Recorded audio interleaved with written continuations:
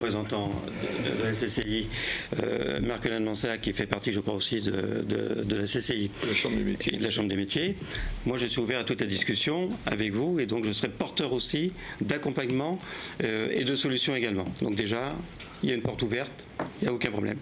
Et il y a une chose qui ferait plaisir pour terminer, ce que n'a pas vu peut-être Noël ou Marc-Hélène ou vous-même, une seule chose.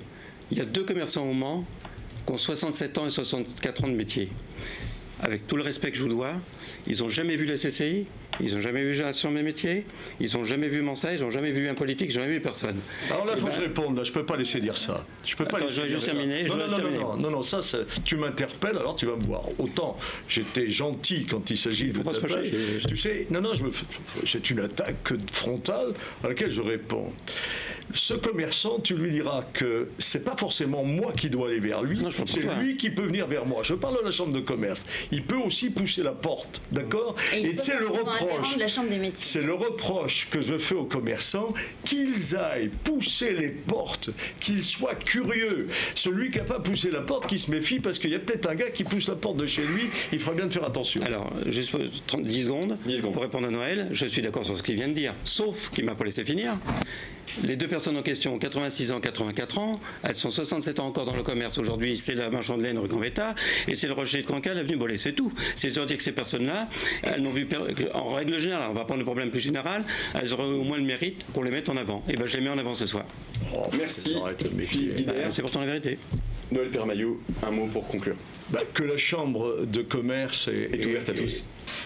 Est ouverte à tous. Est ouverte à tous. Il faut pousser la porte et être curieux, mais je vous assure que c'est vrai. Vous savez, la différence entre les individus, c'est la curiosité. Est-ce que je pousse la porte ? Est-ce que je tourne la page du livre ? Est-ce que je vais vers des gens qui font du conseil, etc. Est-ce que je vais m'enrichir de la connaissance des autres ? Ça, c'est une vérité. Et que la Chambre de commerce est là pour accompagner. Et il s'agit du numérique, parce qu'on est là, mais aussi toute matière. On a tout un plan de travail qu'on doit présenter justement avec Monséa. On travaille avec Monséa là-dessus. Et il y a encore beaucoup de choses à faire. Donc la Chambre de commerce est présente et là pour le Mans et la Sarthe. Merci Noël Permaillot. Fabienne Malher, boulanger. Eh bien, déjà, je suis ravie qu'il y ait des échanges autour de cette problématique qu'on pourrait laisser mourir. On est plus à voir chacun comment on peut travailler, voir ensemble sur certains dossiers.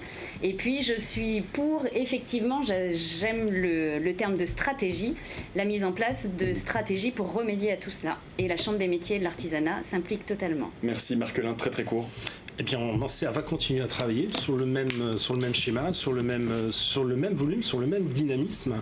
Je fais juste un petit rappel d'une chose, c'est que nous avions en effet dans la finalité du projet du centre-ville, la finalisation des travaux du centre-ville. J'en parle juste là, puisqu'en fait la rue des Minimes va se terminer au mois de septembre.